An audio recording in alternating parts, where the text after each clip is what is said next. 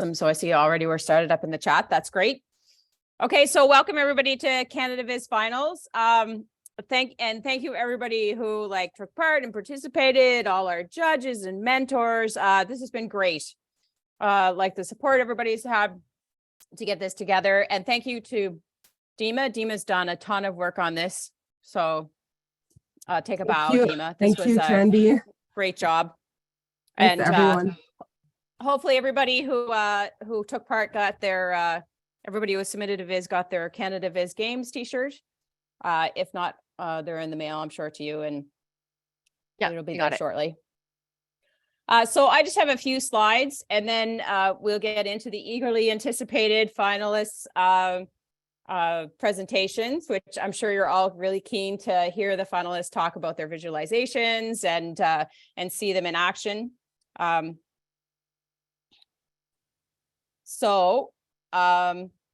Just as a quick reminder, the final prize is a ticket to CC 2023. It'd be great. I know some of us probably went to the last one, but I think this is the next TC is going to be really great. We're all going to be able to get together. Hopefully it's going to be no restrictions on size. Cross your fingers. So hopefully we'll all get to be there together. And the grand prize of this competition is a ticket to DC. Woohoo! So that's pretty exciting. Oh, sorry, I clicked off my screen. Okay. So, and thank you to our finalist judges today. I thank you guys for reviewing the visualizations and donating your time and volunteering your time. We're very appreciative of your efforts. So without further ado, Ellen is the first finalist to do her presentation. So I know this clip of it doesn't do it justice, but I'll pass it over to her to start her presentation.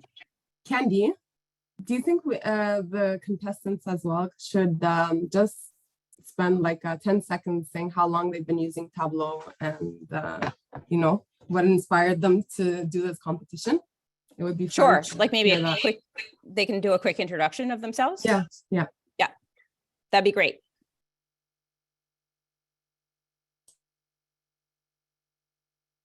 But still over to you, Ellen, when you're ready. I think you're muted if you're talking.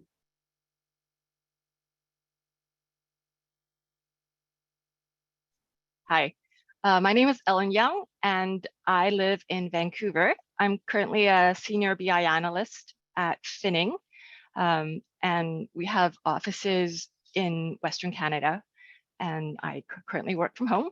I've been using Tableau. Well, I first started learning Tableau in 2014, but I didn't really work every day with it until maybe 2017.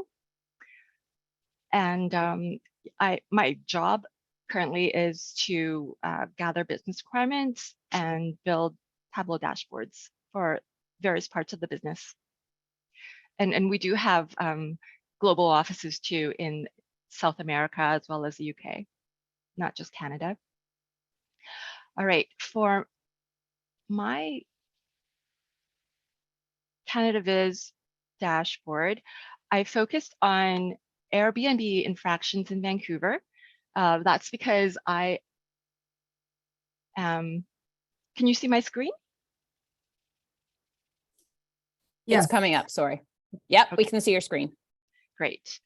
So I live in Vancouver, and I'm very familiar with the struggles of housing in the city.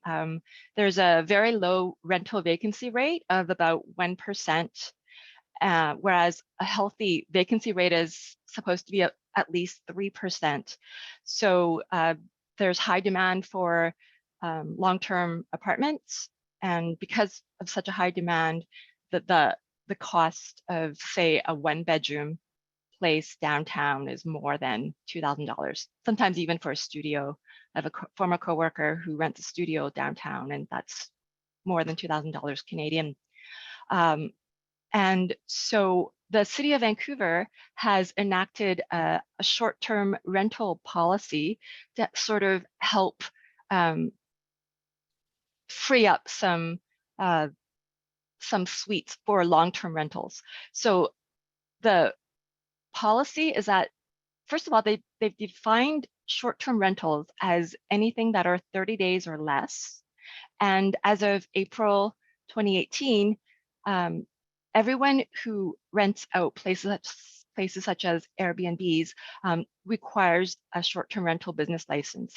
And you can only operate short-term rentals in your primary residence. So if you have a separate basement suite, that's not your primary residence. And if you have a laneway house, that's not your primary residence either. So you can't rent out of those places supposedly for Airbnbs. And recently, the city of Vancouver has also posted a job listing to hire a sort of infraction clerk to investigate what kind of infractions exist. And I found that posting actually after I built this dashboard. So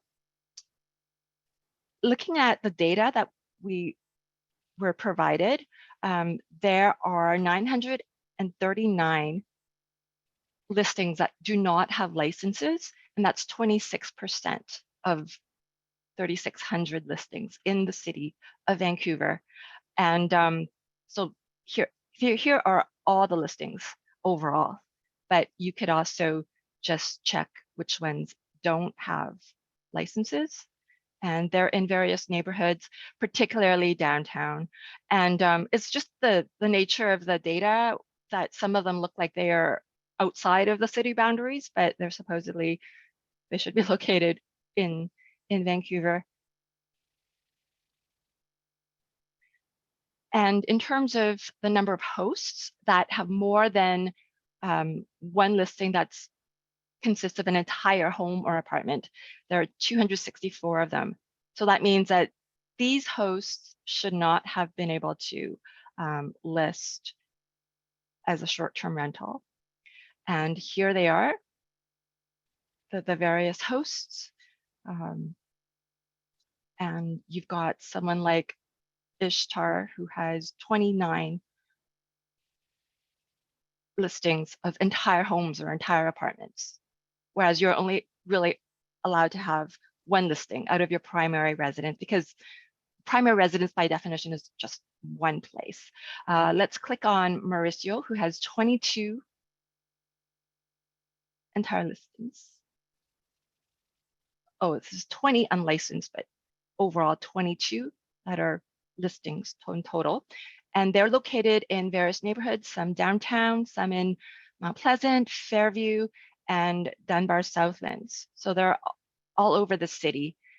For this one, it's a luxury house that's $300 per night.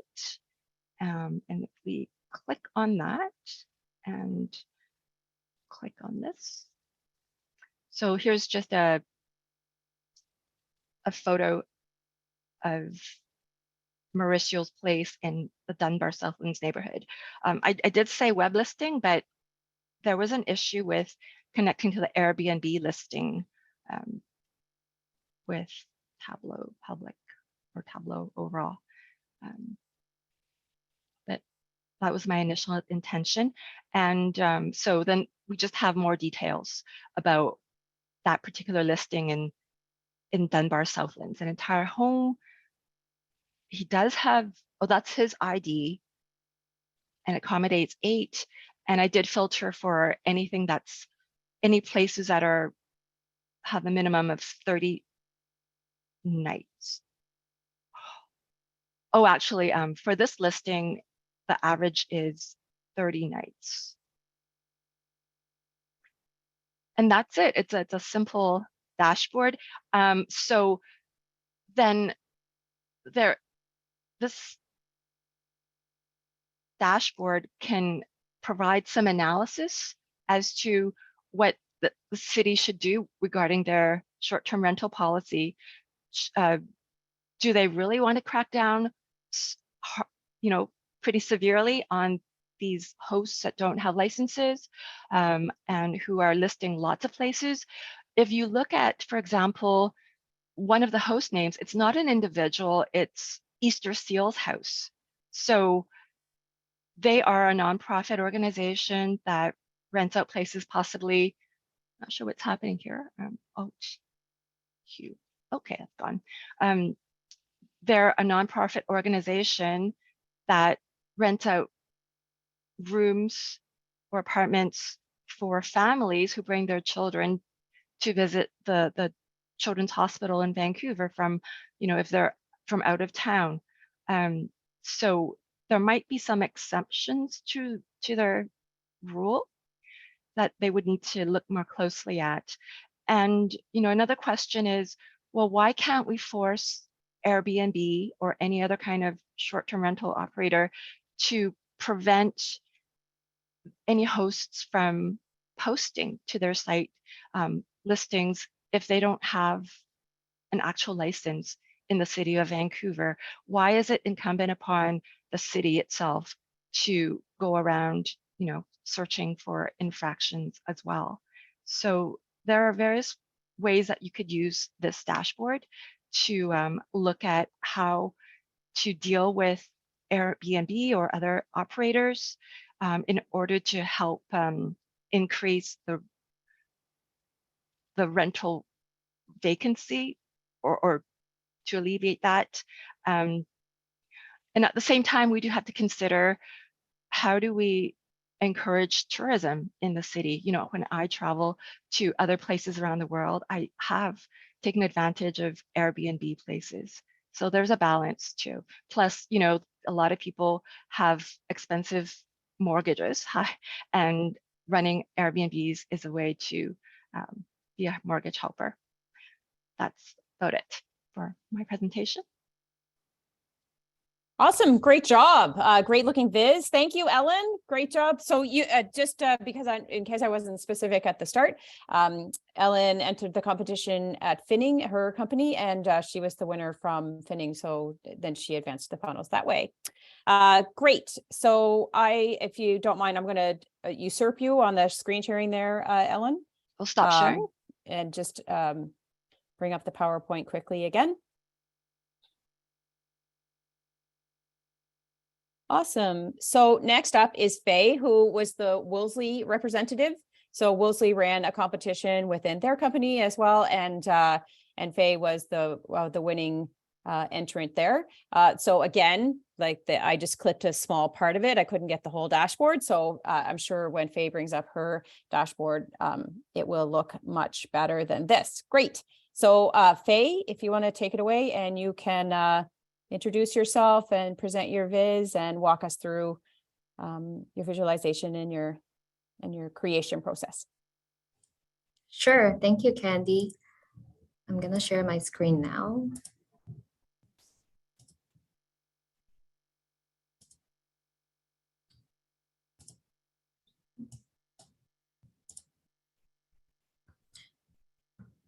Okay.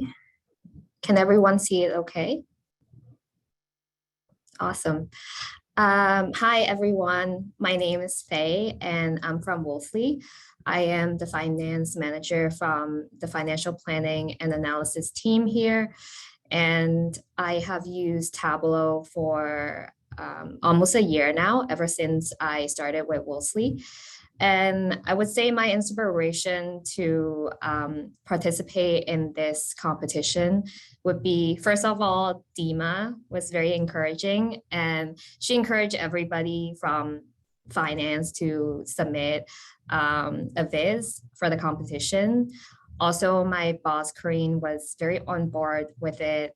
And I also want to learn more about the different functions and features of Tableau. So I thought this would be a good opportunity to just learn more and to be able to hopefully leverage this tool in the future and add more value to my day-to-day job.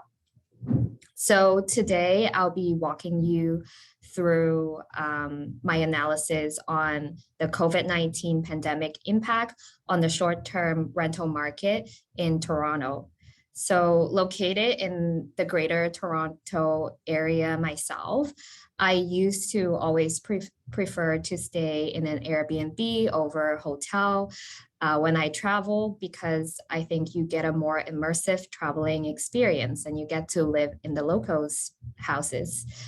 But I have never since stayed in an Airbnb ever since COVID. That's why I was very curious on this topic, and I wanted to take a look at the Toronto market specifically. So in this analysis, we solely look at data from January to September, just so we have a consistent year-over-year comparison between the year of 2018 to 2022, since we don't have Q4 of 2022 data available online.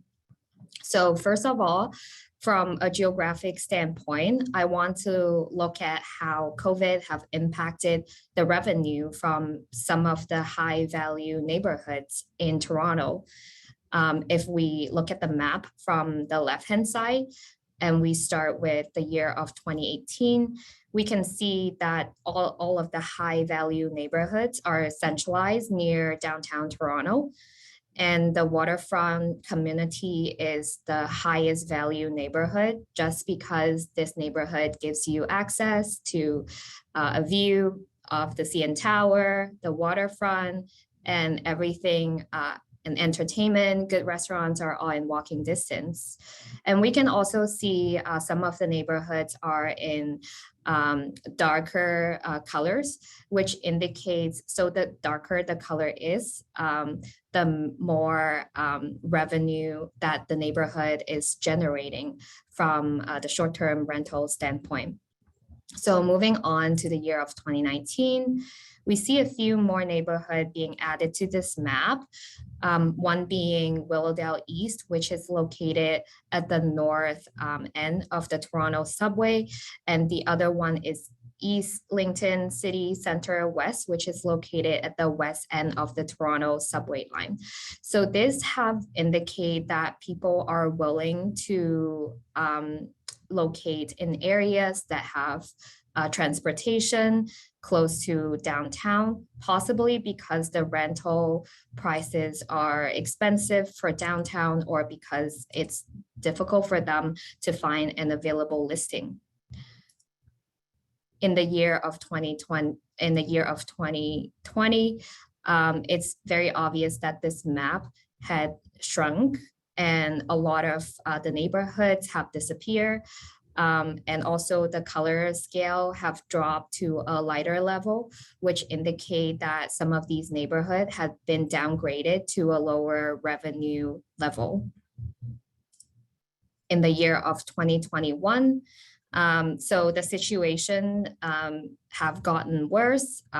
More areas have been downgraded to a lower revenue level, and also the color had gotten lighter. And in the year of 2022, we can see way more maps are being added, way more areas have been added to the maps. And the downtown areas have gotten deeper in color, which indicates that more areas in downtown are being more lucrative. And the new areas that are being added to these maps are all along the subway line with easy transportation to the downtown area. So this map have given us a high level view that throughout the years of 2018 to 2022, revenue for a lot of the neighborhoods have dropped in the years of 2020 and 2021, but it has been picked up in the year of 2022. So what about from a supply and demand perspective? So I want to look at supply based on the total listings status from 2018 to 2022. So on the chart on the on the top right-hand side, we can see there's a gradual growth between 2018 to 2019 of total listings amount, and then a drop between 2019 to 2020, and another drop between 2020 to 2021, and a significant growth between 2021 to 2022, which almost doubled the amount of total listings in 2021. So this map have told us that the total listing have been decreased for the years of 2020 and 2021, but in 2022, where not only were we back at 2019 level, we even exceeded the total listing amounts when we were at 2019. How about from a demand perspective? So we use bookings as an indicator for demand. And on the second chart in the middle here, we can see same story between 2018 to 2019. There's a gradual growth of bookings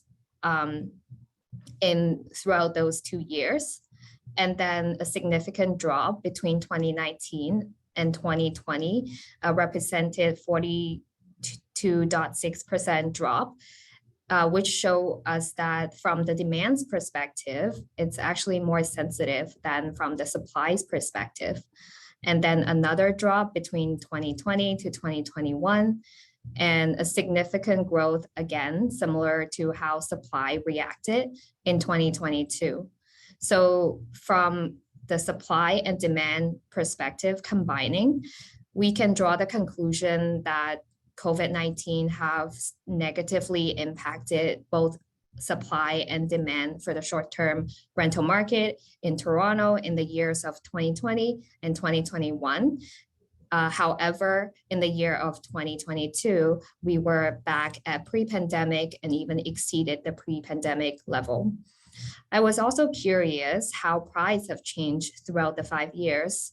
So on the last chart here, you can see that prices have actually been growing gradually since the year of 2019, which indicates that the value per listing have not been impacted by the pandemic. So I also have other considerations here that are not included in the analysis, but could be impacting some of the results here. And as all of us know, inflation have surged to 7.2% for the year of 2022. So that could be a contributor to the price increase of listing in the year of 2022. Also, the Bank of Canada have announced interest rate increase 6 times since the beginning of the year, which represented 350 basis points increase since the beginning of this year.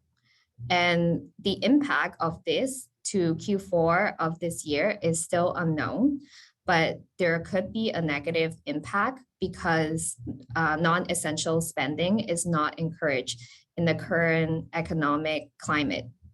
So that concludes all of my analysis and consideration for my presentation. Thank you for listening. Wow, great job, Fay. I think it's really interesting that, they looked at a common data set and they all came up with a different hypothesis that they wanted to check in the data, and they made up, great visualizations to explore that hypothesis. It's a great job. Great job, Fay. Great job, Ellen. Excellent. So I am going to, again, usurp you, Fay, and just quickly go back to, no, oops, wrong window. 2 secs.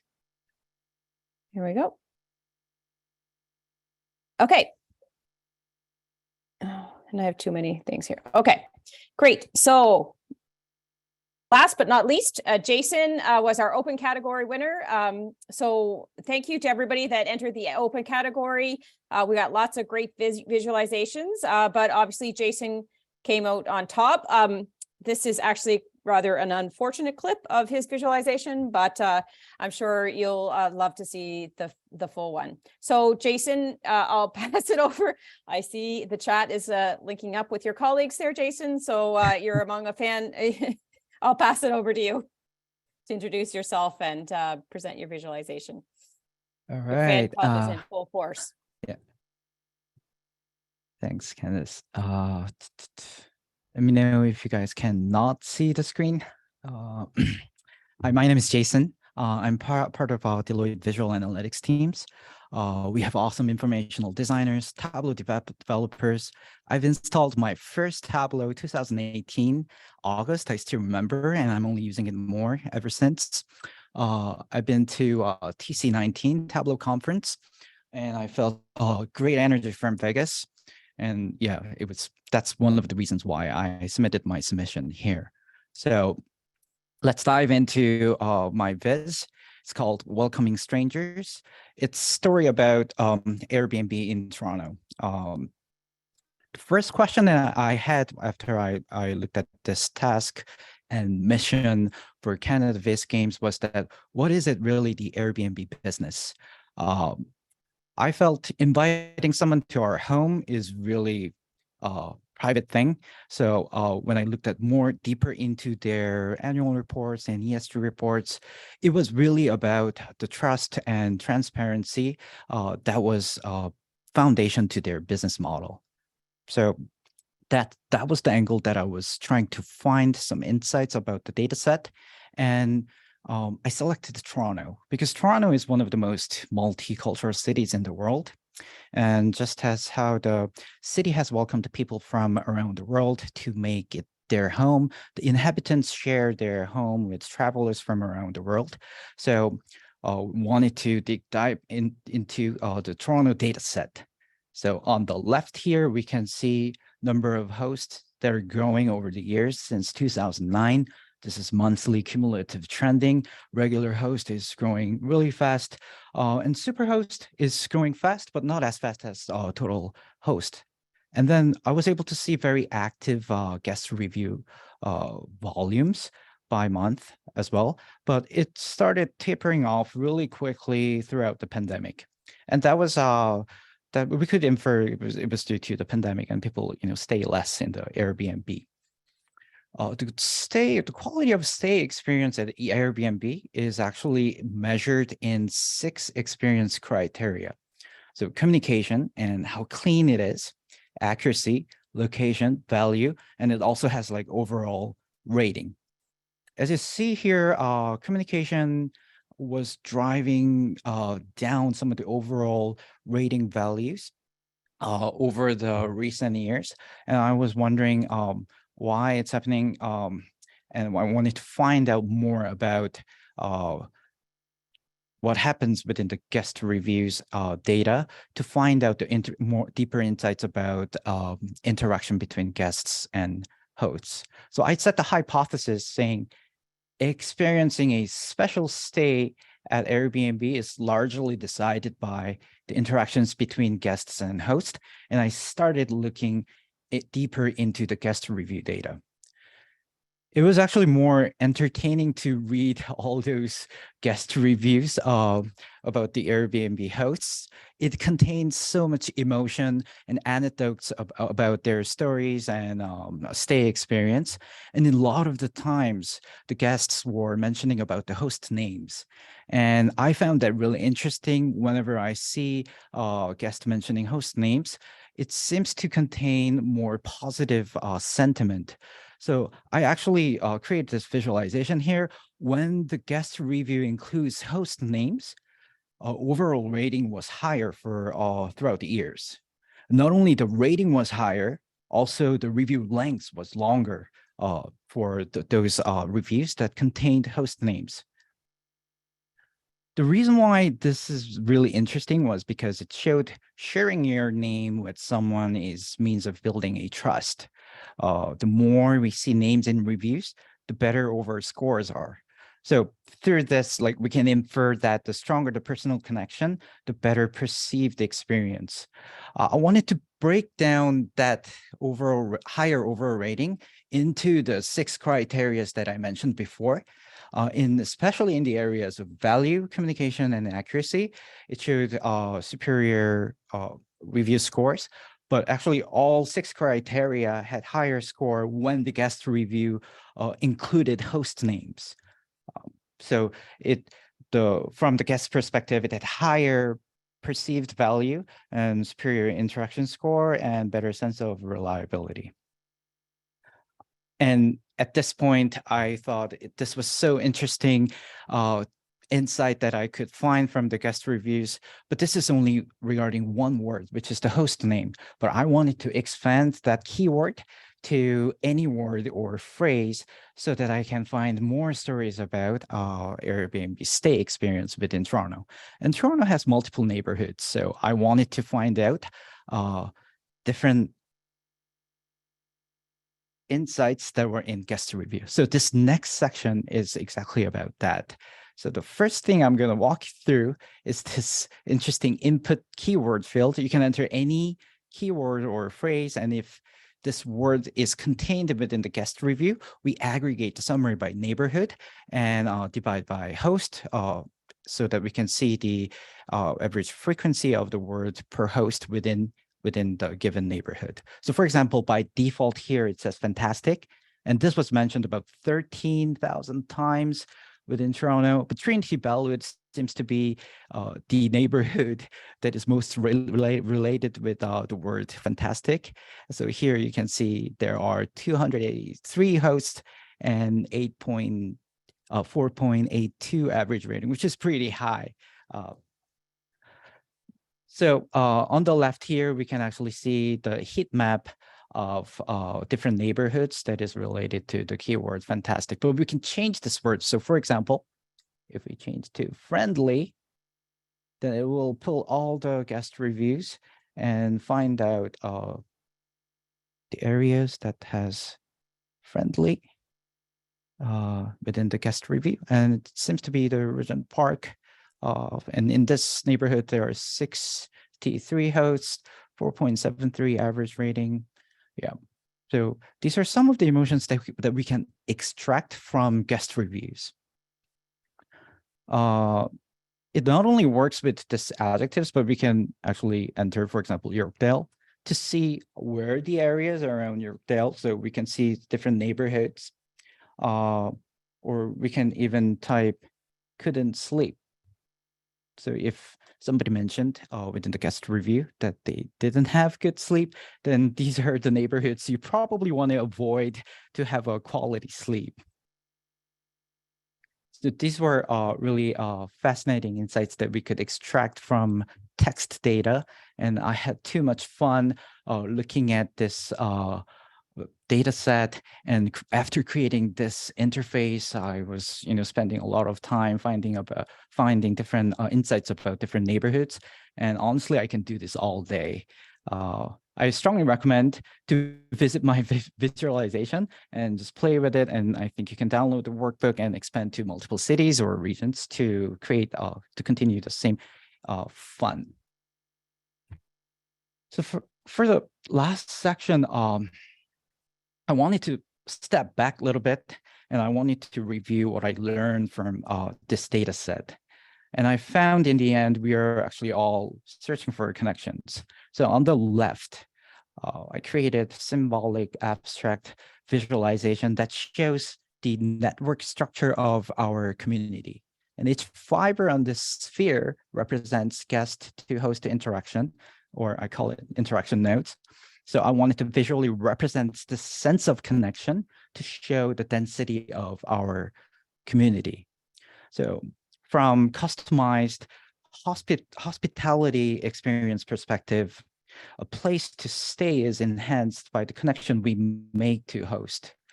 So in this respect, I think Airbnb plays a role in connecting us together within Toronto community, at least from my analysis. So Airbnb community is really the proof of how people are fundamentally good and we can trust each other, and the system of strangers to trust one another is actually working, and that's what's driving our community. And that was my build for submission for Canada-based games. So thanks for listening to the presentation, And it was really a pleasure to contribute my work to Canada Viz Games. Thank you. Thank you, Jason. Great, great visualization and another great hypothesis, walking us through your thought process and your build process. It was great work.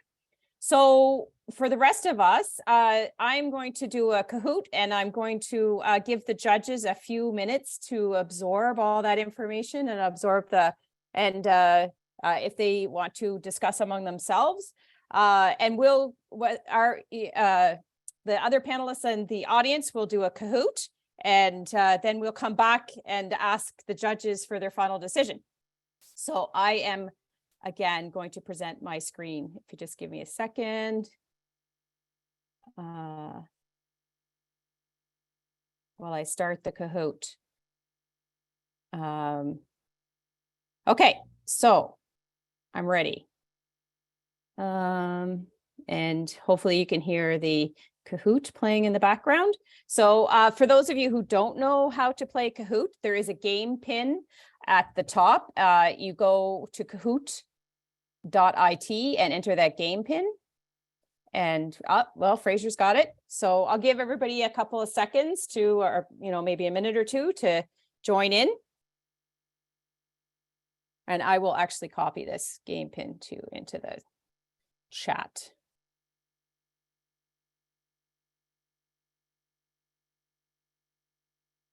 Oh, maybe I can't. I might not be able to use the chat because I'm presenting. So Dima, maybe you can copy that game pin into the chat for me if you don't mind.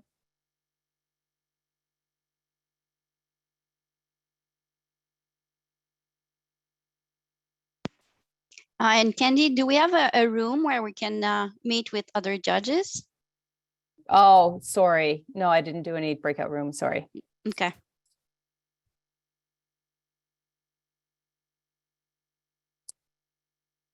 My bad. That would have been a good idea.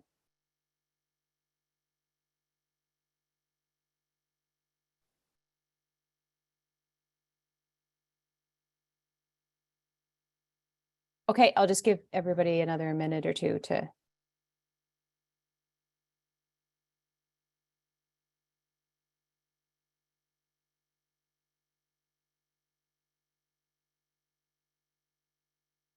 Okay, great. It looks like we're stable here. So I'll start the Kahoot.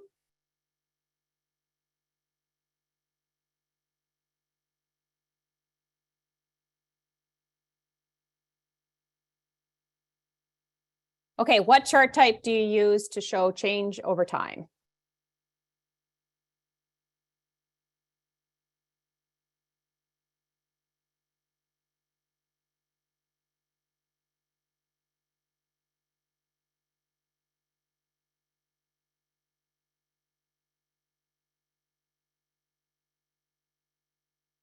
A line chart.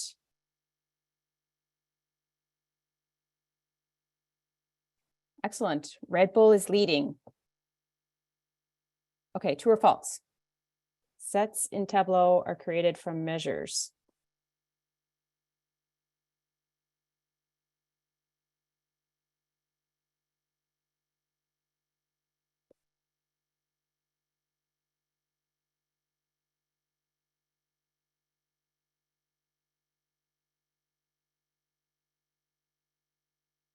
It's false. Julie, did you get the link I just sent you? Okay, we'll see you in there.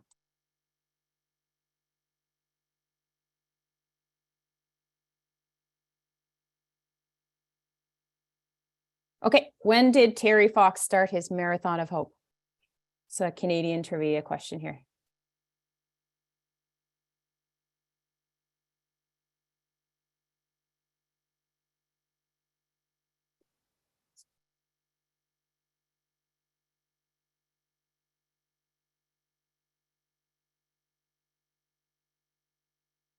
So April 12th, 1980.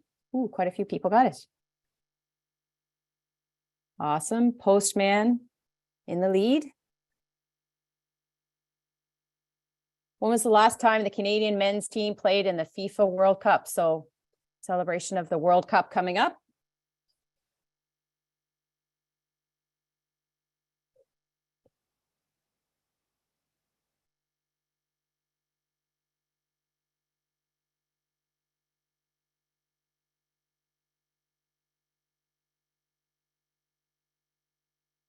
1986. Nice. Quite a few people got that. Quite a few football fans. Postman still in the lead. In Tableau desktop, where do you find the performance recorder?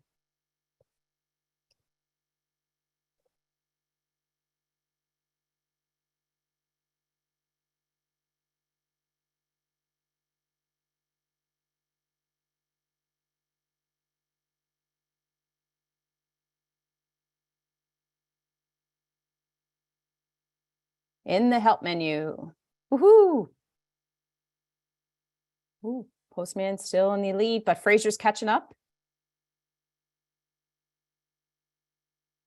What Canadian artist had the first #1 on the Canadian Hot 100?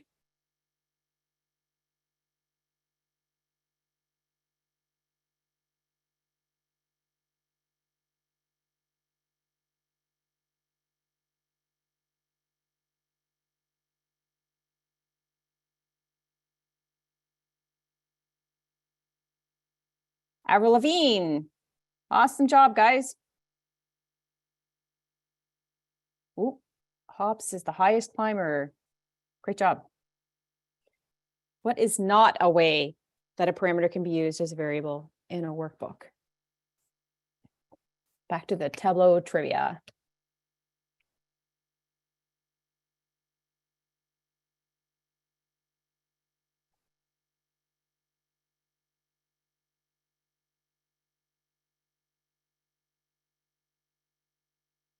And it can't be used in a set. Awesome. Postman still on top. Okay, I put a little Christmas trivia in here just because we're getting to that season.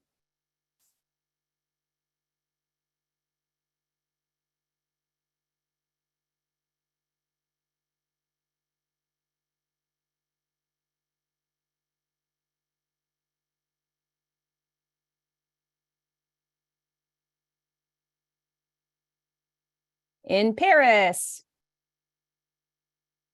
Ooh, Postman still on top.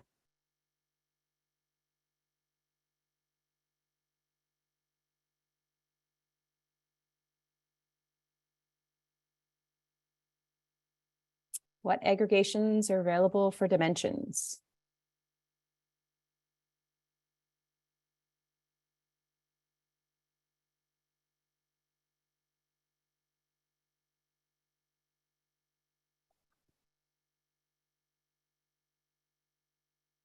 Count and min. Ooh, Postman has got a solid spot there on top. Last question. Measures make a green pill on the view. True or false?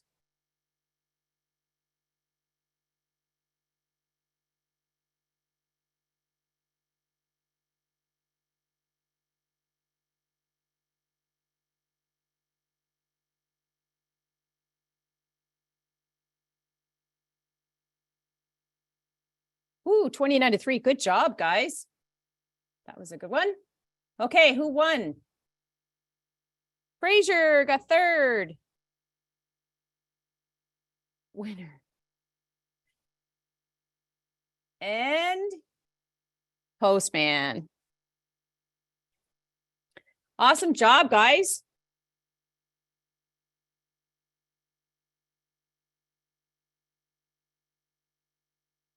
Okay, so if Fraser, I think I have your contact information, but if Winner and Postman can send me their information in the chat, that'd be great. And I'll make sure that I get some Tableau swag for you. Oh, just 1 second, I have to turn this off. Okay.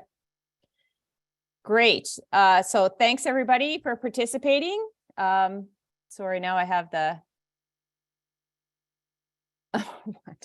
okay.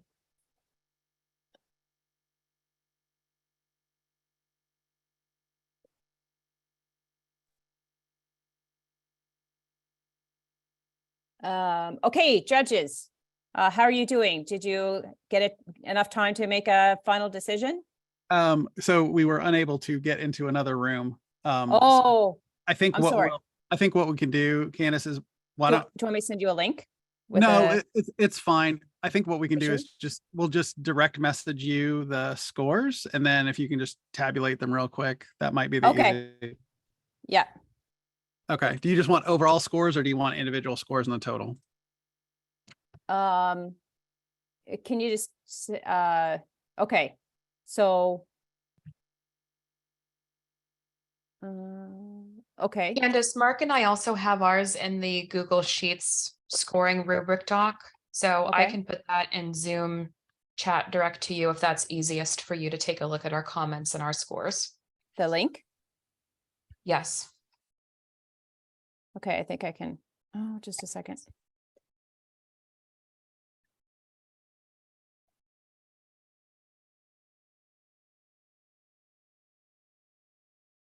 I sent you my score by By on direct the chat. message? Yeah. Okay, Yeah, so did I. okay. Okay, everybody, so just hold, please. So I can.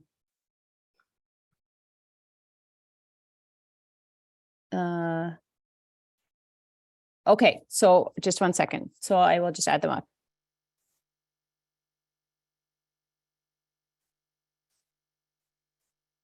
Yeah, I didn't want to join the room, Mark, because with TD, when I go out and in some application, I'm not sure getting back, safely. Sorry, my bad. Good to know for next time, and I will set up a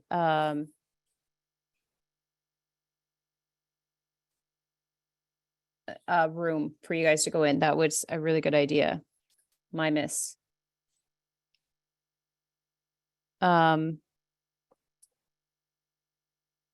Okay. Just double checking here.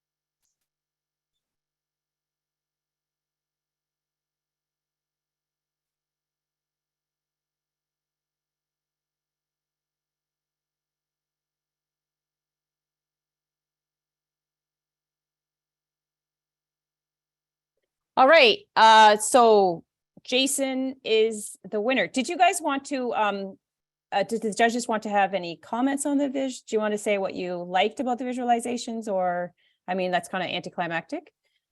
Yeah, I would like to talk quickly for Okay. each one, if you want. Yeah, that'd be great. All right. So I will go and try to go in order. So Ellen was the first presenter. What I really like about the analysis power of this viz is it's allowing us to explore and filter and find a story by itself. I was captured by this attempt of running after people to get them to be complying with the law. So it's a good example of a visualization where you can make decision making. And it's a simple viz again. The design, it's a little bit less work for the design. It could be a wow moment with a little bit more of effort. For the storytelling, the design is oriented to tell a story by itself, the cascading. But it's a self story, so we have less highlights from the author for this case. The second one, who was this? The second one was Fay, right? So I love this viz. Clear analysis of the data, bold, precise. You have the highlights. I love the way she highlighted, the question versus the answer. You can catch the answer very, very fast, and you have the viz that will, provide exactly the answer as well, so we can see the link very easily. It's effective for the design as well.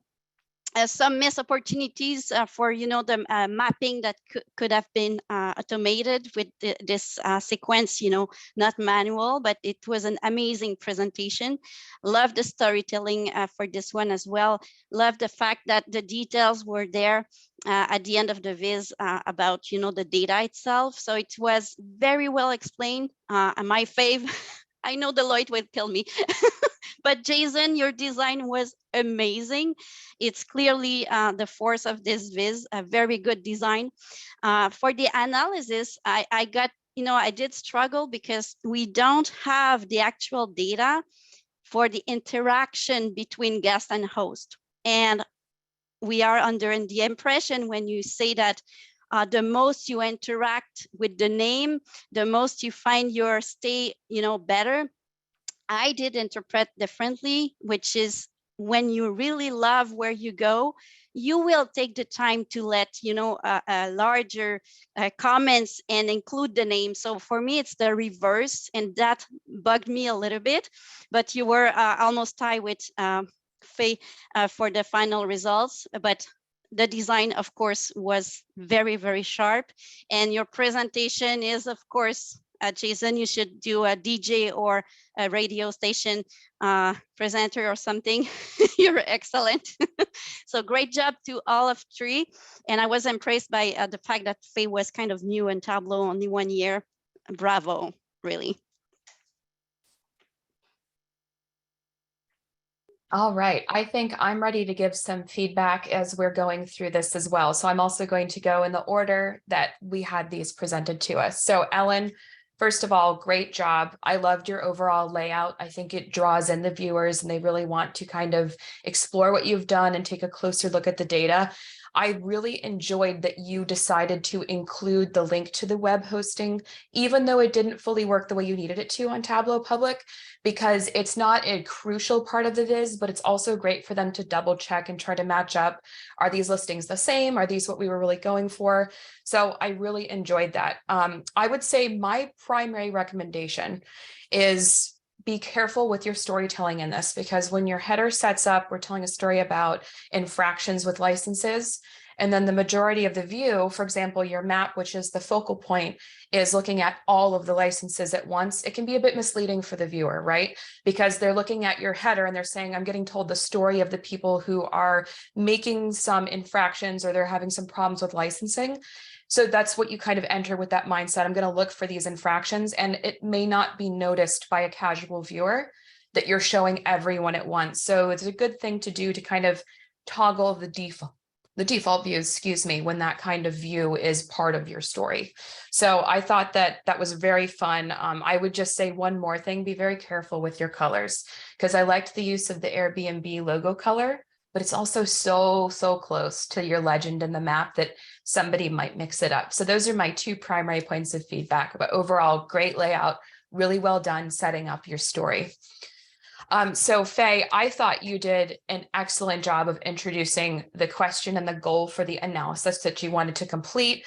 I liked that you really dug into looking at the different aspects and the different neighborhoods and the price as it fluctuated and changed over the pandemic. What I would say here is something key to keep in mind. And I think I'm going to let Mark and I discuss what we were going to discuss. I think he's going to touch base on the map a bit, but I'm going to make a note about something that you may not hear people talk about often, which is the font. When we talk about accessibility in dashboards, most people think about color blindness or contrast for people who may have older eyes or vision issues. For me, when I first looked at your dashboard, I could tell you put so much thought into it. And my eyes could not get past the wall of font because it was so thick and condensed that it was like bricks. So when I looked at your viz and I downloaded it and I changed the font, your story blossomed in front of my eyes when I looked at your analysis. So I loved the story and the approach that you took. I would just say, be mindful of the font you are choosing, because sometimes that can really impact, like if someone's dyslexic or if someone is neurodivergent and they have a hard time reading things on a screen, that can really have a big impact overall with that. And then my final feedback for Jason. So Jason, Great job with storytelling. You had a wonderfully modern design look and feel to your dashboard. I love the approach you took with your hypothesis concept. And I thought that the keyword use was a fantastic application of this type of data that some people tend to forget that they can use. And it's a really fun feature that you can actually use as sort of natural language-esque processing within Tableau. So I do have some recommendations for you as well. When we're thinking about using an analysis like this, and you're talking about, we're going to have people that want to use Airbnb that are looking at reviews and information for this area specifically, we need to think about the levels of data literacy that people bring to the table. So there are certain charts, as I'm sure you're aware, that have or require a higher level of data literacy and understanding to completely comprehend the message you're trying to pull. So when you're looking at your storytelling on your dashboard and we're saying, we're telling the story of the community interactions with the Airbnb hosts, I would first pull your hypothesis up to the top. So it'd say, hey, I'm going to lay out right here. This is the focus of this dashboard. But then I would also take a look and a deeper think at the node interactions. And I would think about the box and whisker, because you are an expert analyst, right? You work with this data, you work with these kind of visualizations on a daily basis. Many people, if they are just looking at this to check and see, do I like the Airbnb platforms and options in this area? Is this a listing I want to look at closer? They are not as familiar with that. And box and whiskers are notoriously one of the most misunderstood visualizations for people that don't have a huge amount of data literacy under their belts in terms of experience. So I probably would have suggested going with something like a histogram instead, and keeping the node even possibly a little bit simpler. It looks very cool. But if we're talking about we're designing for the public or we're designing for people that may not have the depth of knowledge that you do, we have to take that into consideration when we are telling a story with the data we have at hand. Over to you, Mark. Man, Kim, you're a tough act to follow. So the one thing that I always like to pass on when I get involved with these Viz games is as much and as involved as I am with Iron Viz over the years. We always we win or we learn. There is no losing in the involvement of these things. So first of all, great job to all of you. It is difficult to put yourself out there in a public setting with your visualizations and get feedback from people. And the one thing that you always should know is that feedback is just as subjective as data visualization itself. It always depends on the person consuming it and the person who's designed it. So we'll start with Ellen. I love the setup of the visualization, focusing on the unlicensed Airbnbs. But as I initially transversed through the Viz, I noticed that it kind of moved away from that initial question. One improvement that I would have looked at is keeping that map filtered for the unlicensed sites only, and it would have removed what I'll call like the extra noise from the map, so I could actually see like where are those unlicensed, you know, how do I focus on those? But I really liked the web object, like Kim mentioned. The Tableau public thing, unless it's an HTTPS, sometimes it will block it. So I've been there on that side of the trying to get that to work. But really nice job overall. Fay, again, I like the way that it's set up, but the map, sometimes, especially people who are new to data visualization, the moment they see geographic data, they kind of default to a map. And one of the things that I saw with this map is as you page through it, the color scale doesn't change. Like that red is always the top of the scale. So trying to compare like 2018 to 2020, that deep red, it was two very distinct values. So one of the things that you might look at is different ways to visualize time. So if you did something like a bump chart to show how the neighborhoods ranked over time to see if those are changing or if they're staying very consistent, might have been something to experiment with. Let's see. I agreed with Kim on the font being just a bit tough to read.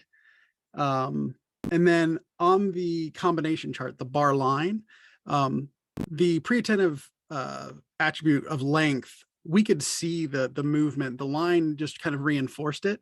If you wanted to include the line, generally best practice, if we're combining elements that have different measurements, we would pull those apart and stack them on top of each other, because while these two are very much in sync from a correlation standpoint, sometimes when you do combination charts, they just aren't, and you don't want to have a false causation.